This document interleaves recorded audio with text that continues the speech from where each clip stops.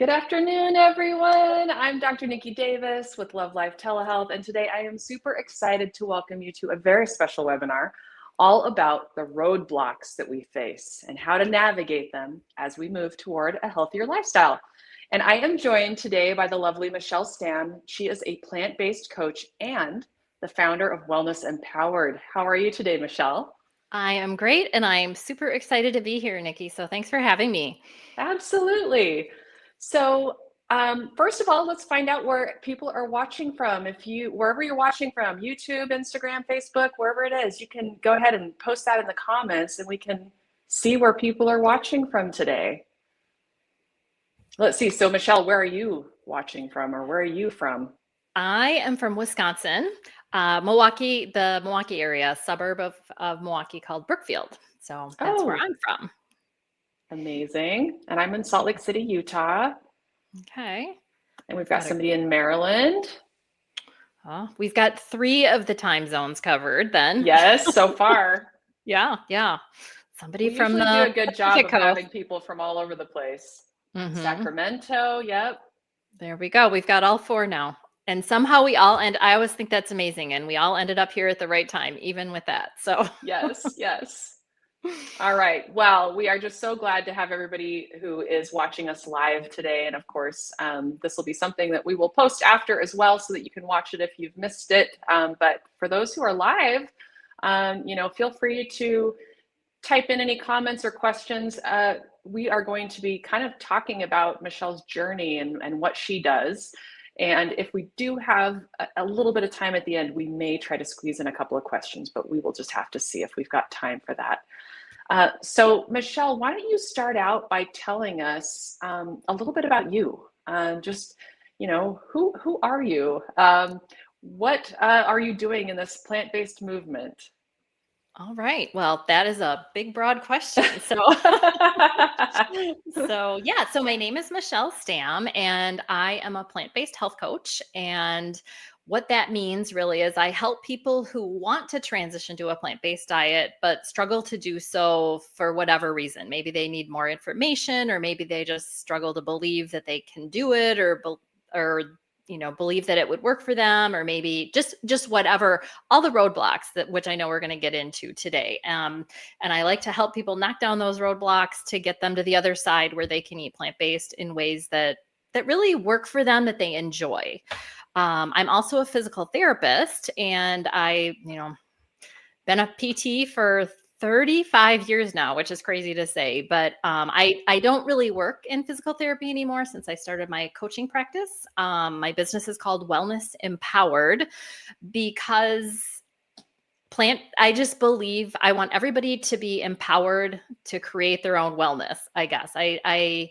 I know medications are sometimes very necessary, and I'm grateful we live in a world with them, but I want people to feel empowered and in control of their health, and like they can affect how they're feeling and how they are being in this world, if that makes sense. So I don't know. That's kind of the overview, I guess. Okay, so boy, 35 years as a Oh, PT I and know. now working as a plant-based health coach. And and I have my own story of kind of switching careers because I became so passionate about this. So it hmm sounds like hmm you had kind of a similar thing happen to you. So why don't you tell me about what that transition looked like and why, and your history of how you found out about this kind of lifestyle? Yeah, well, so I'll kind of take you back to when I first learned about eating this way, and then how I transitioned my career. But my sister-in-law first told me about the book Eat to Live by Dr. Joel Fuhrman, maybe 17 years ago or so. And I read that book. And of course, it talks about plant-based eating and the power of all the things it can do in your health and in your body. And I mean, I was very intrigued, very interested, yet I was like, is this really true? Like, you can't, I read one book and then I've got to do some more research. And honestly, I'm kind of a rule following girl. So and when I was little, when I was in elementary school, we learned this song, and I won't sing it for you, but I'll say the words. It went 4, 4, 3, 2. That's the right food for me and you. And it talked about how we should eat 4 servings of the bread and cereals group, and 4 servings of fruit and veggies, and 3 servings of milk, and 2 servings of meat every day. And I don't know. Like I said, I'm a rule follower, and not like I mapped it out every single day since I was 8 years old, but I mean, it had an awareness of that's how I thought I was supposed to be eating. And so when I read, Eat to Live, and he was talking about completely eliminating the milk and meat group, I was like, really? Is this okay? And so it took me, so then I did some more research and I kept connecting more and more with the idea of eating plant-based. I went to Forks Over Knives, like when it was in the theaters, when it was first released, like, I don't know, 12 years ago or something like that. So that was really cool. And that really, all those baby steps in. And then when I saw Forks Over Knives, I was like, oh my gosh, this is amazing. That people really can change their long-term health by changing what they eat. And I think why that interested me so much is, so like I said, I'm a physical therapist. And I know a lot of times when people think of a PT, they think about the person who helps you when you sprain your ankle or you have rotator cuff surgery or something like that. And I did some of that kind of PT, but most of the PT that I did was helping people in rehab settings or long-term care facilities, people who had strokes or heart attacks or lost a limb to diabetes, that kind of thing. And so once I started learning from Forks Over Knives and all the books and podcasts and everything I was learning about plant-based, I mean, I knew I wanted to eat this way. So I made the switch. And as I was making the switch, I'm like, oh my gosh, the food's actually good, and I like eating this way. And I figured it out. And once I knew that I could make it work in my life, I wanted it for my patients, because these people, that I would work with, I mean, if any of you listening have seen somebody who's had a stroke, I mean, it can take away your speech, your walking, it just can rob you of so much of your life. And that was probably the population of people I worked with the most. And then I felt like, oh my gosh, I have this secret. I don't want to keep it a secret. I want to help people eat this way so that they don't have these very things that are landing them in the facilities where I work. That makes sense? Yeah, yep. Yeah. Yeah, so interesting. So you got to see kind of the after effects of if you do eat more of a standard American diet with lots of animal products and processed foods, what can happen and Yeah, how much it can affect people's lives. And now you're in a definitely. position where you can help prevent and maybe even reverse some of that by having people do that now before it's too late. Yeah. Yeah. And it's so exciting because physical therapy like that is hard work. You can imagine learning to walk again after a stroke. That's hard work. So my patients, they would be working so hard. I mean, I would be working hard as their PT, right? Like literally helping to hold them up. And then I would, after our therapy session, I would bring them back to their room, and there their lunch tray would be. And I think we said this earlier, but I'm from Wisconsin. So there was always, like a tall glass of milk sitting next to their ham and cheese omelet or something. And as I learned more and more about the plant-based way of eating, I was like, oh my gosh, you got like, I'm helping you recover from your first stroke. And the very facility I work for is serving you up your next stroke on a platter. And it became so out of alignment for me that I needed to go back to school, because nobody wants to listen to the PT about what should be on people's lunch trays. So I went back to school to be certified as a plant-based health coach, because like I said, I wanted to meet those people before they landed in those facilities. So that's my goal. So that's what I do in my coaching practice. Fantastic. And how long have you been doing that now? 3.5 years. 3.5 years. So, and I love it. Amazing. Love it. That's great. I mean, it's funny because I feel, I was an engineer in a previous life, and now getting to do what I do, I'm the same. I'm so passionate about it. My day to Hmm. day, I just absolutely have to pinch myself. I just love what I do. It's so rewarding to get to see people get well and feel Yes. better, right? So you Oh, get a yes. similar experience that I do in people who are trying to make that transition, make that switch. 100%. And it's just so exciting. And not only are they changing their physical health, but when they can change their physical health, again, they feel empowered. And that, I don't know, that starts changing people's lives even beyond how they feel, but they just grow in confidence. And oh, I just love everything about this work. So, Yep, I'm right there with you. So, okay, well, so today we are talking all about roadblocks and maybe plateaus, stalling out, whatever you want to call it. So I would love it if you would first just define, what is that? What is a plateau or a stall or a roadblock? And why does it seem to be so common in people who are making these lifestyle changes? Yeah, I think this is such a great question, Nikki. I mean, I just think of a plateau is when you're stuck. You feel like you're doing all the things, but you're going nowhere. And I think initially, when I was thinking about my answer to this question, I think it's like if your car is in neutral, but you're putting your foot on the gas. Maybe none of you have done that, but I've done that. My car is in neutral and I'm pushing on the gas and wondering why I'm going nowhere. So that's kind of what a plateau is, except I actually think it's more like when you're actually in drive, but one foot's on the gas trying to move you forward, but your other foot is on the brake keeping you stuck, so you go nowhere. And the foot on the I'm big into metaphors, you can probably tell that already. So your foot on the gas would be like working to change the way you eat, or all those kinds of things, making lifestyle changes. But at the same time, the foot on the brake really is your mindset. You haven't stepped into this new identity yet of somebody who eats healthy. You don't believe that you're somebody, instead you're believing that, you're somebody like, oh, I never can make anything work, or I never can stick with it, or nothing ever works for me, or food's been a struggle all my life. And if you're telling yourself those stories, that's what you're thinking. Those thoughts can quietly sabotage you from moving forward. Because if you believe you're something, it's hard to become something else. Does that make sense? Yeah, yeah. Yeah. So a lot of it is mindset. So then why do you think that that is such a common issue for people? Um, I just believe your mindset. The more and more and more I learn about this, I thought as a plant-based health coach, I would be just talking all day about tofu recipes and don't forget to grind your flax seeds and stuff like that. But honestly, I mean, and I do talk to people about food, but the thing I most talk to people about is their mindset. Because if you don't get your so I've learned sort of through this coaching thing there, I call it the think, feel, act cycle. And I think it can be called different things, but your thoughts control how you feel, and how you feel leads to how you act and what you do or what you don't do, and what you do or don't do leads to your results, and your results are always confirmed by your thoughts, which I know sounds maybe confusing, but it's really not. Your thoughts, so if you're thinking, as if maybe you're somebody new who wants to try eating plant-based and you're thinking like, oh, this is so darn hard. Like, who could eat plant based? I can't do this.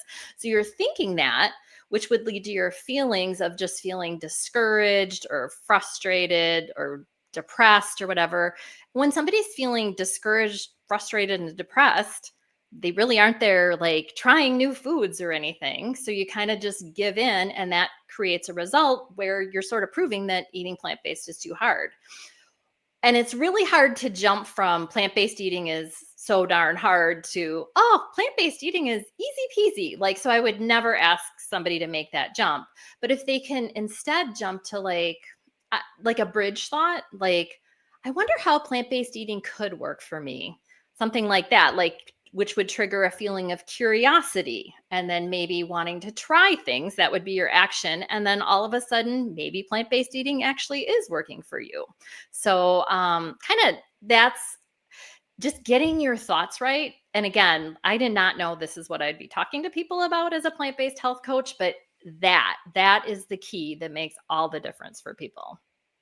Yeah, and I think, in my experience, I completely agree. I I often will have people who they say, I've read all the books, I've watched all the movies, I know exactly what I'm supposed to do, but I just can't figure out how to stick to it. Hmm. Right? So it's not about education necessarily. And I'm not saying this is for everyone, but in some of my patients who've been attempting to do this for a long time, I think it does come back down to that mindset, right? Um, I mean, it's very similar in when we see people making changes, say, to try to stop smoking, right? Hmm. You really do have to believe that you can be a non-smoker, just the same way as you can believe that you can be a plant-based eater, that that is your new identity, that's your new lifestyle.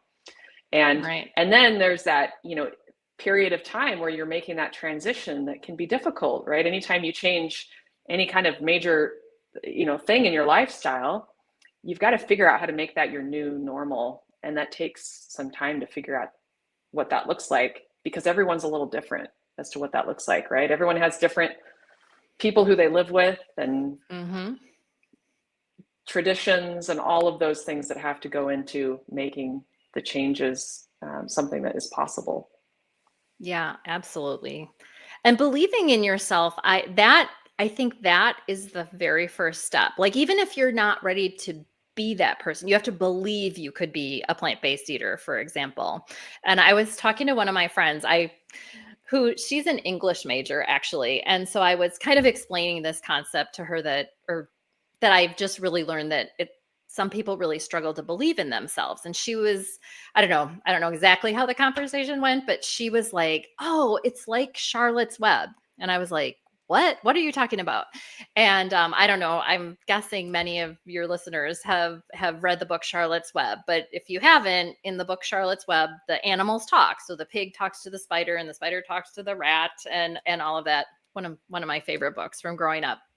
And but she said, no, when you read Charlotte's Web, you have to suspend your disbelief in order to enjoy the book. So if you pick up Charlotte's Web and the whole time you're reading it, you're thinking like, this is so dumb. Animals don't talk. Pigs would never talk. You would never enjoy the book. So to enjoy Charlotte's Web, you have to suspend your disbelief about animals talking. And so that's kind of the term that I use for people. If you're not ready to believe in yourself yet, at least suspend your disbelief. And just sort of, your disbelief can be there waiting for you. Just put it on the shelf. And then just kind of like you're trying on a new shirt, like try on belief a little bit, put the disbelief aside, try the belief and just get started.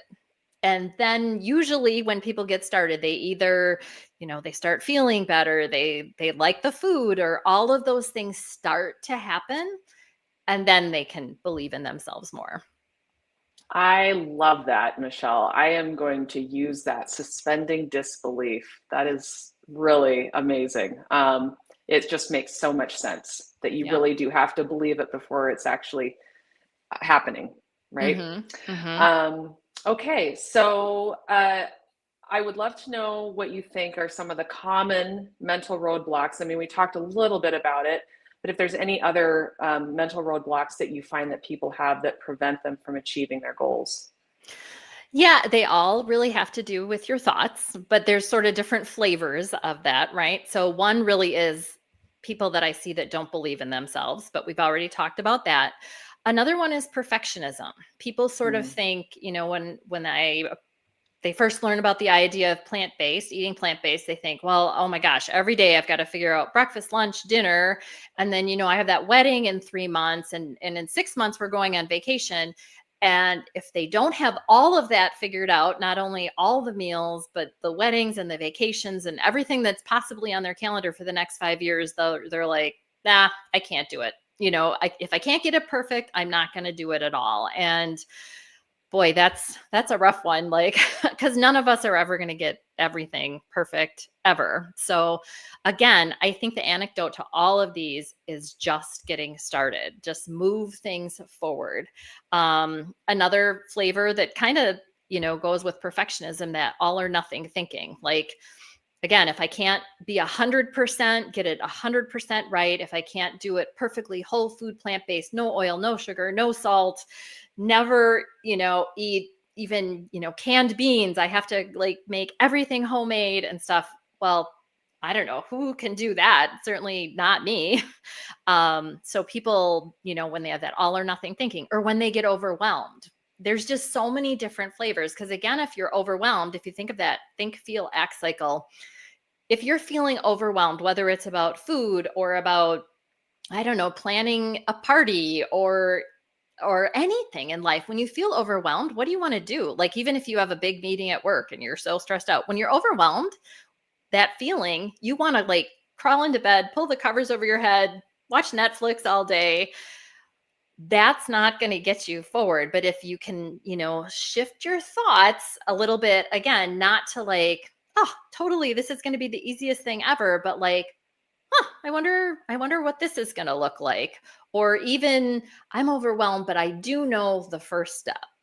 It all comes back to your thoughts. So I don't know. I can be like a broken record, but there's just so many different flavors of how it presents, but it's really all the same thing. Is our thoughts are holding us back, and our thoughts about plant-based eating and our thoughts about ourselves.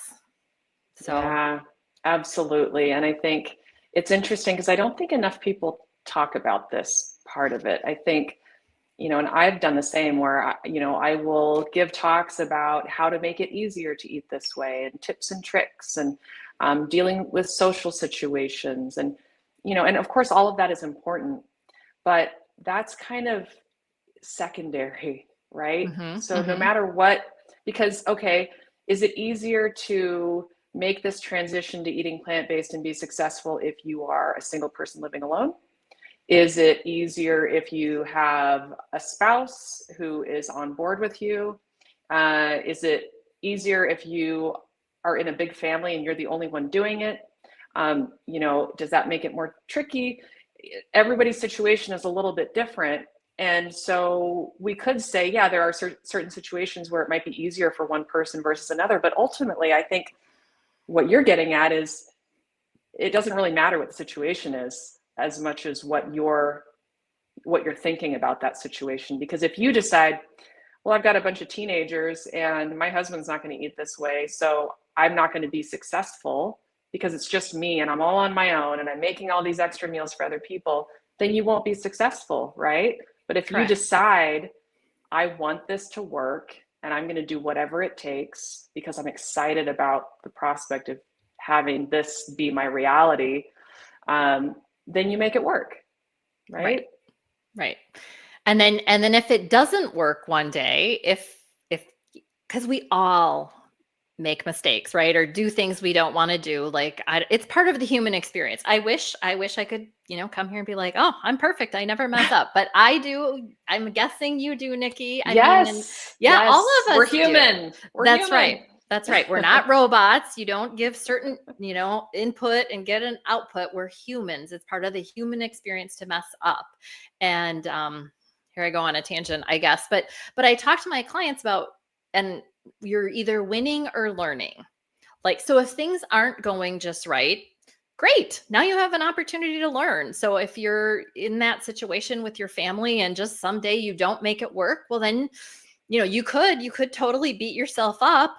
Again, that's not going to help anything. Or you could step back, the next day and go, oh, what happened yesterday? Was it that I didn't have food prepared, or that I felt, I didn't want to be that vegan and make a stand on what to eat, or really step back and look at it.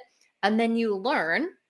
And then the next time you're in that situation, now you can handle it differently. That's the process. If we don't mess up, we never get a chance to learn. So, Yeah, that's such yeah. a great way to reframe this idea of failure because um, I have several patients that will come to me and they feel so guilty because they haven't been doing well, or, they've been eating things that they didn't want to eat, they've indulged and maybe their labs don't look great and they feel so guilty and they'll even say, boy, I even thought about canceling this appointment because I was so ashamed Mm, of how I've been doing.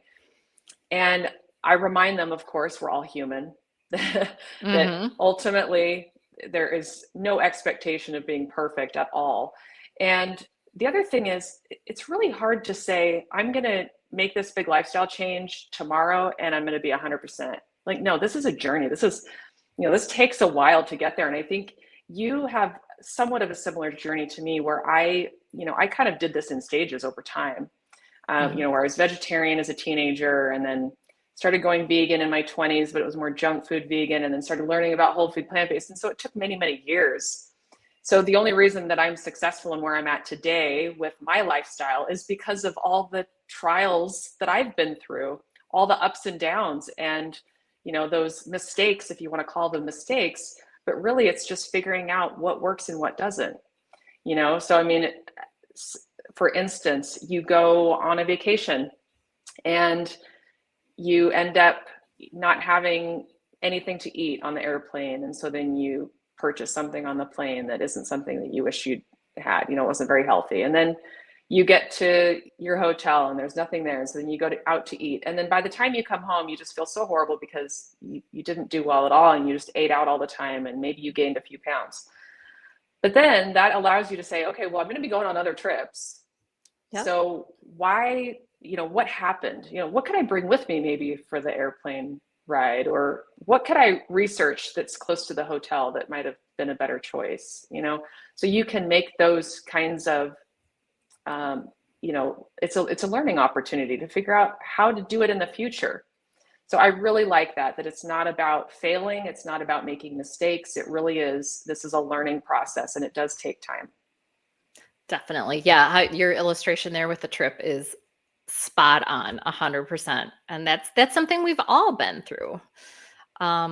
Totally. And even down the road, like, after you've done it a while, you still run into situations once in a while. Now, luckily we can all survive, a few hours without food. I know sometimes we think we can't, but we can. So if I get in a hard situation, I'm like, well, ooh, didn't really handle that the best, but I'll just not eat for now. And, my jeans will fit a little better tomorrow. That's okay. Yeah. But, but then you get back to what your normal is, right? Yeah. It's becoming your new normal. And so once you have that new normal solidified, I feel for me, it's easier to say, okay, I did my best today. It might have not been perfect, but I know that when I'm home, I have everything ready to go. I know exactly what I'm going to be eating. And it doesn't feel as bad to me knowing that most of the time I'm right on track of where I want to be. Right. Exactly. Yeah. Okay. Well, so, okay, what would be some of the first steps that someone should take when they do feel stuck? All right. I think one of the most important things to do is stay objective. So the best way I can talk about this is as you can imagine, a lot of my clients want to lose weight as a part of their plant-based journey. Here and there, I have somebody who's happy with their weight or maybe somebody who wants to gain weight, but the majority of people that I work with do want to lose weight. And weight loss is not always rarely is it easy peasy, right? There's just so many factors. Like we said, we're humans, we're not computers. And I think one of the things I talk to my clients about is if they can approach weight loss like we call it the great weight loss experiment. And if you can become a playful scientist, and I like being a scientist, but I don't want to be like a serious scientist with a clipboard and a lab coat and stuff. I want to be the playful scientist of like, okay, so of course I'm encouraging all my clients are moving towards, if not already there, on a plant-based diet. But then beyond that, what are some tweaks we can do to create weight loss in their body as a playful scientist? Because when we can stay objective, we can actually make changes. Whereas the contrast to the playful scientist is the soap opera star. So if you think about like a soap opera, I haven't watched a soap opera in a long time, but I can still sort of envision, if you can think of somebody in an evening gown and things don't go her way and she throws her hand on her forehead and slumps onto the fainting couch or whatever, like, woe is me, nothing ever works. That approach to weight loss, I'll just tell you, that will not work. But that's the approach so many of us take. And again, I know we're not just talking about weight loss, but it's a really good example because we've probably all stepped on the scale and you're like, oh, that is not the number I wanted to see. You can go the soap opera route. Woe is me, nothing ever works for me. Or you can go the route of the playful scientist and be like, well, isn't that interesting? The scale bumped up a couple pounds. I wonder what happened. And then you can think back to, oh, that's right. I went to that party and, whatever it is. But if you can stay objective instead of getting into the drama, you're going to do a lot better. Does that make sense? Yeah. So being more curious about it. Curious is the most helpful feeling I think to have about anything, really. It's so helpful. Like, I wonder how this is going to work, or I wonder what this day is going to be like, or I wonder what this food is going to taste like, or anything. Like curiosity really fuels just so many great things in our life. Yeah, I agree. And I think having that curiosity about this lifestyle as well, of, whoa, what else could I try? What other recipes are out there? What other websites can I look into? Mm-hmm. I mean, And I mean, I've been down the rabbit hole. I know you have too. You know, when you Yeah, learn about this, it's really exciting and fun. There's a reason why we changed our careers. Um, but you know, and part of that for me was that curiosity. And you know, once you start learning about it, you just want to learn more and more and more. And I think that that also helps fuel that that ability to be successful and figure out how to make it work for you. totally. And what you said there, Niki, when you said that you and I have found this to be exciting and fun, 100% I agree with you. I find this exciting and fun. And that's why you and I have been able to stick with this lifestyle and make a career choice based upon it. And I'll tell you, my clients who approach this with a approach of having fun, of like, oh, I'm going to go to the farmer's market and, see what new vegetables I can try this week, or maybe I'm going to treat myself to a new appliance for the kitchen, or I'm going to go to the library and check out a new cookbook and try 3 of the recipes in there this week or something. I will tell you, that has been another one of the biggest surprises to me in this coaching business is 100%. I believe that my clients who approach this with positivity and fun, that word fun is so important, because if you're having fun, you want to do it. And I will tell you, anybody listening, like, the one of the biggest keys is to have fun with this way of eating. Because if you're approaching it with fun, you want to do it. If you're like approaching this like drudgery or deprivation or diet mentality, like, who wants to do that? Like, not me. I don't want to do it at all. But if you can think about it as fun and just trying the new foods and recipes and cookbooks, and think of the new people you're going to meet and stuff, I promise you, you will do better. So, Yeah, that's so important. I think, you know, it just makes me remember, you know, because of course, as women, a lot of us have tried a lot of different diets, mhm, and there's some trauma probably associated with that, right? These bad feelings of what that was like to say, okay, I'm really going to do it this time. Starting Monday morning, I'm going to do this and I'm going to eat exactly this and I'm not going to eat that. And I mean, it even just makes me feel just uncomfortable just talking about it, because mhm. remembering that kind of cycle of just trying that next thing, that next thing, that next thing. Whereas this is a different approach. And I think that that's where some people might get stuck, is thinking, oh, it's another diet. And, you know, that just is, you know, something that they've done a lot of in the past. Well, this is different. This is not meant to be something that you start on a Monday morning. It's, it really is just figuring out how to make this your new normal. Mhm. And it doesn't need to be a black and white. It doesn't need to be overnight. It doesn't need to be starting on a Monday morning. It doesn't need to be even checking the scale, honestly. Right. Because I do talk to some of my patients about that as well. Like, whether you're watching the scale or not, it's going to change. Um, Mhm. you know, so maybe it's about, instead of thinking about, even if your goal is to lose, say, 20 pounds, if, you know, really it should be that your goal is to make this your new lifestyle, and Mhm. figuring out how to make that happen. It isn't about figuring out, how do I lose 2 more pounds? No, it's, okay, how do I make sure that my breakfast is filling and enjoyable, and something I can do every morning without a problem, right? Those are the kinds of decisions that you're making, instead of trying to figure out something that, you know, it doesn't really make a difference if you're thinking about the weight loss instead of the actual lifestyle change that you're making. Yeah, totally. And I will tell you, every single client session, I start the very first, we do, hi, how are you? Hi, how are you? Great. We do that. And then the next thing I ask every one of my clients is, what are your wins? And then I ask them to tell me their wins. And it's interesting. A lot of times people, it's a habit they have to get into, of looking for their wins and being able to report their wins. Because I think, so I had to do this, because otherwise people just want to come in and, like a confessional, like, oh, I messed up 3 times last week, or they tell me about their annoying brother-in-law who's asking them about protein or whatever. And whenever they do that, I don't know why our human brains default to negative all the time, but I think they do. So I always make us start with wins. And the wins do not have to be, I lost 2 pounds last week. If they did, let's talk about it. I want to celebrate your 2 pound weight loss.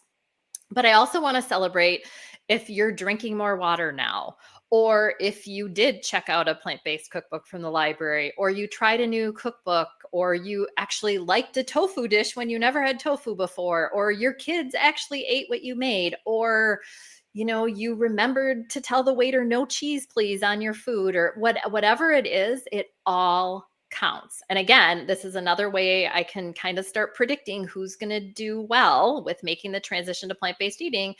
When people can see their wins, it's just so motivating. And then once they start looking for them, and the people who can see their wins and celebrate them, they are going to be able to, get on the plant-based train and stay on it more easily. So anyway. Yeah, that makes a lot of sense. So then what do you recommend that people do to track their progress in a way that encourages consistency rather than, you know, discouraging them?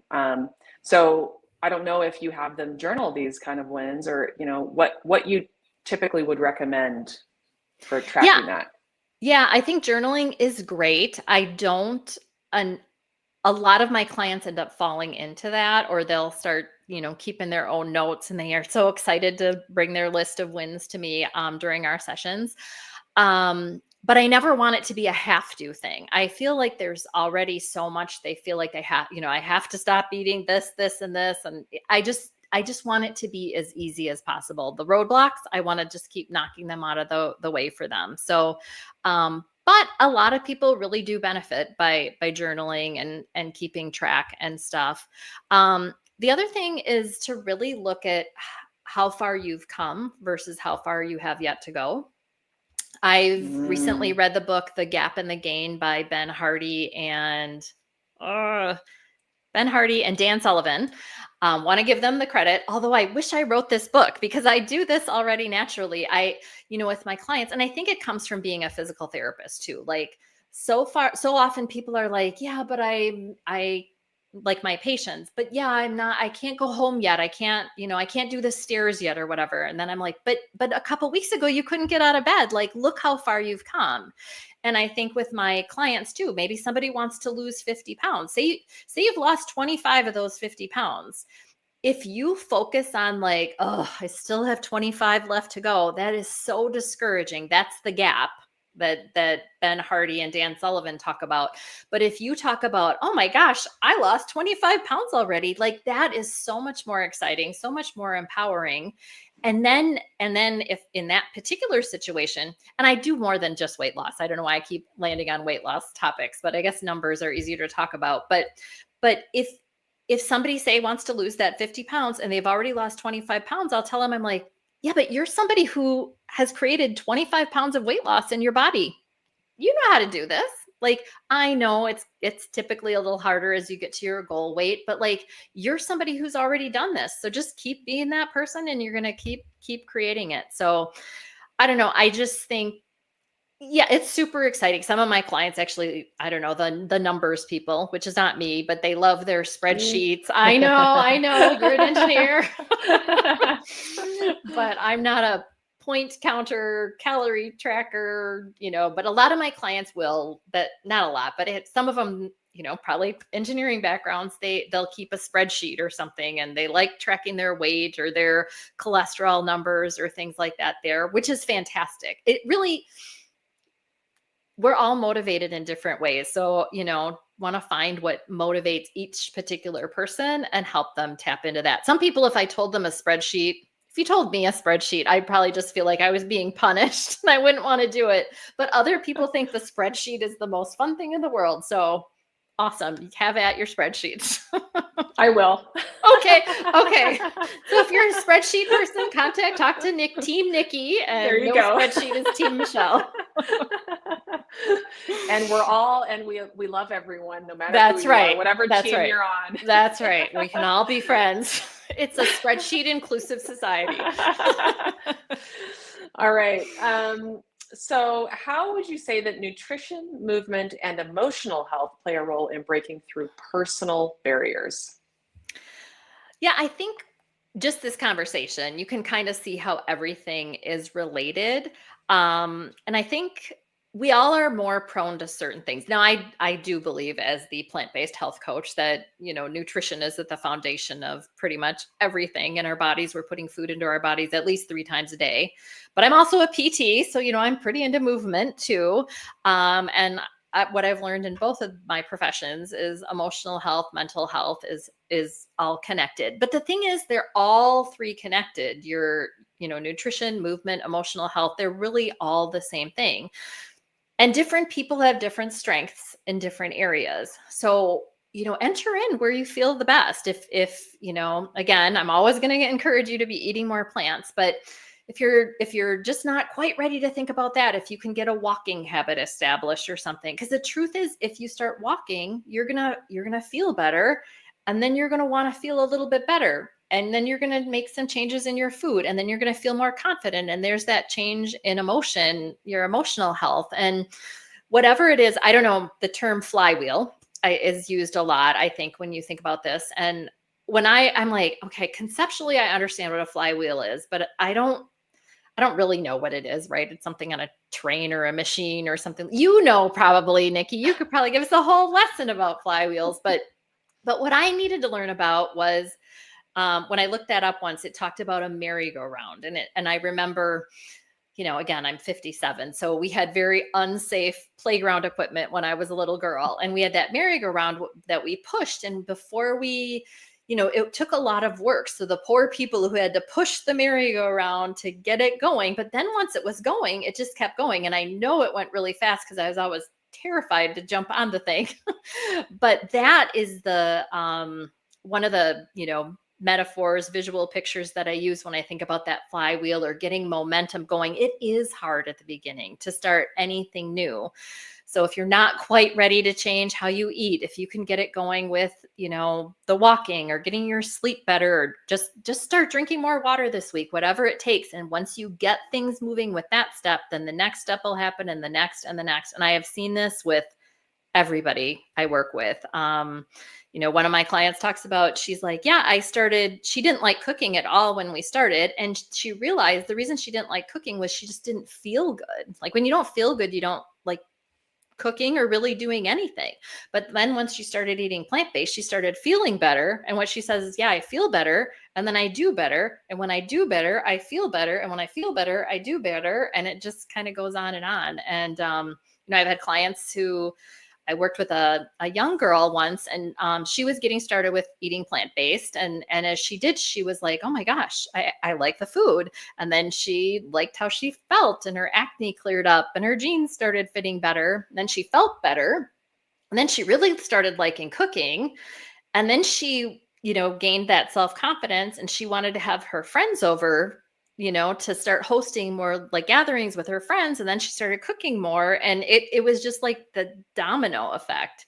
So it's, I guess, wherever you start, circling back to the original question, I think wherever you start, just start stacking up those dominoes, and then they will all start to fall in all the best ways. So Yeah, and that just makes me think about whenever you're starting some kind of a big change, it can feel very overwhelming because mhm. you might be sitting there thinking, I don't exercise at all, and now I'm supposed to get up to 150 minutes a week, and I'm eating out every single day, and my family all eats differently than what I want to do, and it's very overwhelming, all the things that you feel like you have to change. I have to go through my pantry and get rid of all this stuff, and I have to figure out how to grocery shop and figure that all out. And I like your approach because I feel like instead of thinking about all of those things, just one thing, just Yeah. do one thing. And it can be as simple as just, maybe, whatever it is, something that you want to do differently with your food that day. Maybe you have a plant-based soup for lunch instead of eating out with coworkers. You bring something with you, and that's one thing. And if you keep doing that one thing, then you start to feel better, and you start to say, hey, I did that. It makes you want to do those other things, and then it just adds on to itself without you really thinking about it as much. Because when you start out by thinking I have to do all this stuff, it's easy to just say I can't. There's no way, and then Mhm. you don't. Yeah. Can I tell you a really great story about one of my clients Yes, who is okay. please. So when we started working together, so she's in her mid 50s, and she was so overwhelmed. She was very much a person who was like, oh my gosh, what do I eat for breakfast, lunch, dinner? It's so much. And, she did have a wedding coming up and I was like, she was just so overwhelmed. So I was like, okay, take a deep breath. What do you eat for breakfast? Let's just change your breakfast. Let's do nothing else. Let's just talk about breakfast. Well, she ate eggs every day for breakfast. And I'm like, okay, do you like oatmeal? She loves oatmeal. I'm like, great. This is all we're going to do. So stop eating eggs for breakfast and instead eat oatmeal. And put your plant-based milk on there, put your almond milk, add some walnuts, blueberries, whatever you want, whatever it takes to make your breakfast plant-based and delicious. She did it. She loved her food. Our next session was 2 weeks later, 2 weeks, 14 days later. She came to our session and she was like, Michele, my knees feel so much better. Now, she had lost 2 pounds, but that's not enough to make a change in how your knees feel, right? The inflammation in her body had decreased so much that she could kneel in church again after not being able to kneel in church for 10 years. So that's what I'm talking about. Like she only changed her breakfast. I mean, I was a little bit shocked that it worked this well, that she, now she talked about how she had to grab both railings and take one step at a time first thing in the morning. And now she could just run up and down the stairs without the railing. And then also she could kneel in church, which was really important to her, but she hadn't been able to do it for 10 years. Now she can do those things. Yeah, she's not so overwhelmed anymore. She's excited because she's like, what else can can I change my lunch and my dinner and everything? Because if that just breakfast had such a huge impact on my health, she is super motivated to find out what else she can do. So honestly, taking that first step, how she did, it can make all the difference. So that's just one Yeah, of my favorite stories. I love that. And I think it's important to remember that taking that first step can be either this is brand new to you and you don't even know where to start, so you just start with one thing. Or maybe you've done this for a while and you've, fallen off the wagon and it's overwhelming to try to figure out how do you get back on track. Just one thing, right? It's the Mhm. same process. You're just starting Exactly. out slowly. It doesn't have to be something that's hugely overwhelming because any progress in the right direction is still progress.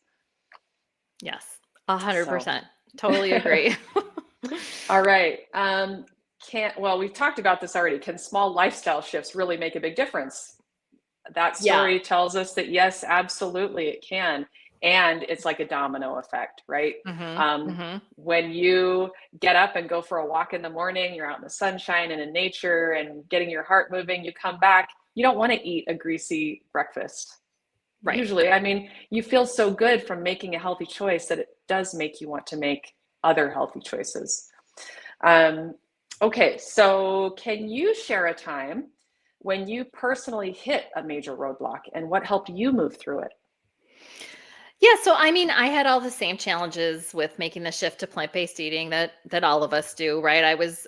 Well, one of my biggest ones was cheese. I'm from Wisconsin. I'm a good Wisconsin girl, so, and I was also worried about offending other people, that kind of thing, by turning things down. So, but I worked through it. I made, it took me time, but I overcame the social pressures and the food, cravings and all of that. But as I was, so I guess those experiences, but those are, I guess, we can keep talking about those too. But the biggest, most recent change or challenge where I had some roadblocks was in starting my coaching business.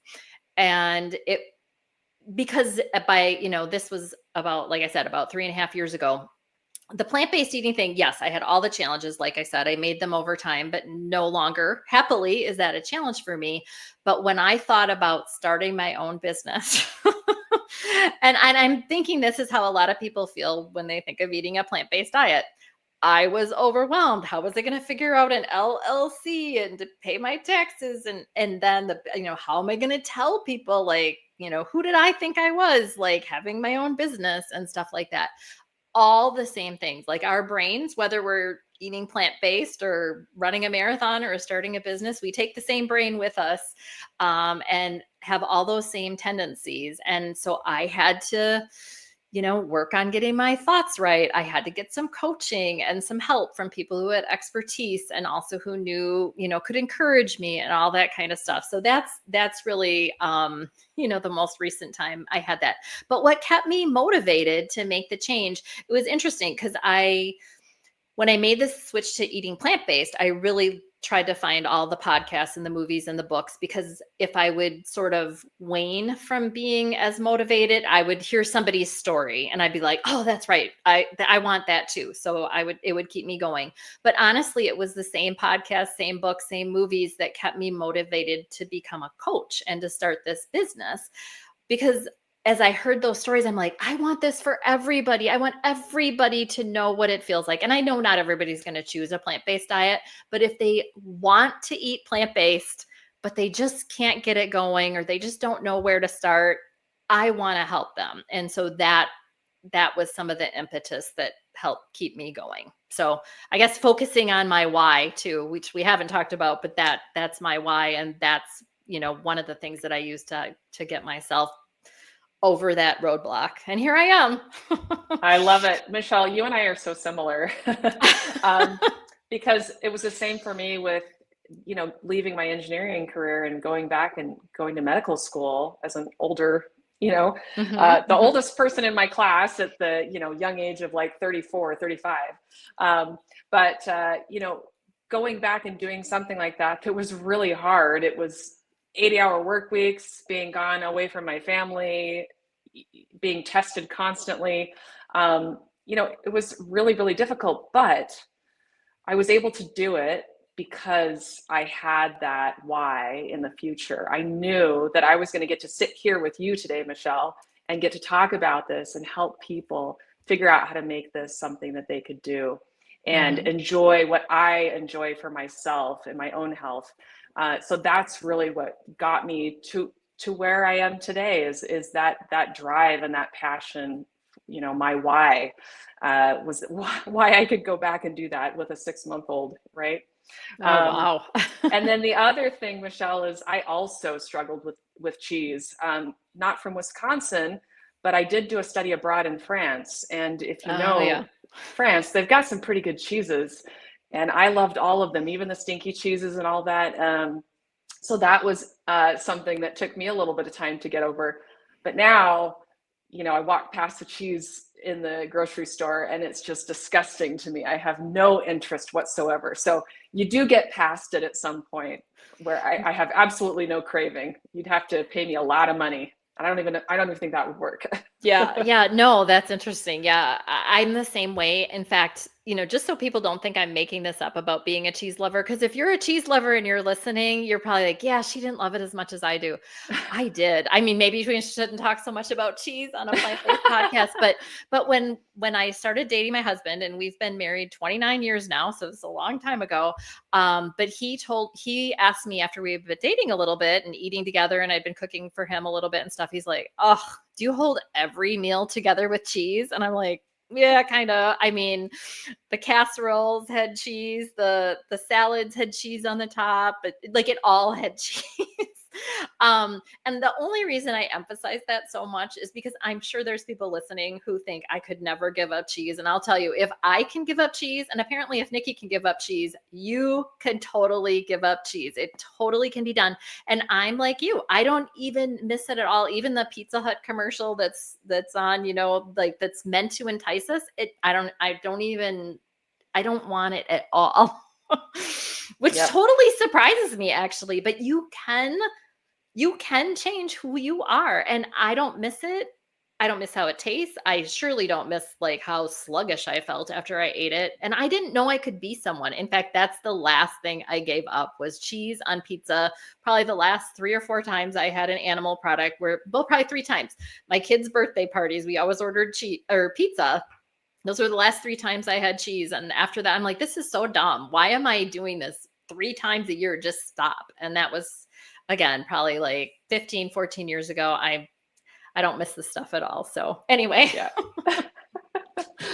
Well, I think, and it is important to talk about cheese on a plant-based podcast, okay, good. right? Or a webinar, because because you and I have been there, and there are people that are there right now, right? And they need to Yeah, see yeah. that it's possible. So I think that is really important. So thank you for sharing that.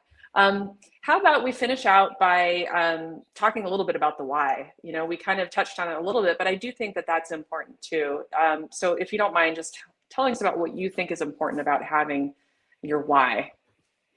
Yeah, I mean, I think that's really what grounds all of this. Like I said, for me, my why is keeping people out of those nursing homes, from having strokes, from losing a limb to diabetes. I've just seen so many grandmas and grandpas, and you think about, at least I think about being a grandma someday, and I want to be the cool grandma, like where we go shopping and travel maybe and stuff like that. I pray that I don't. I mean, I know things can still happen, right?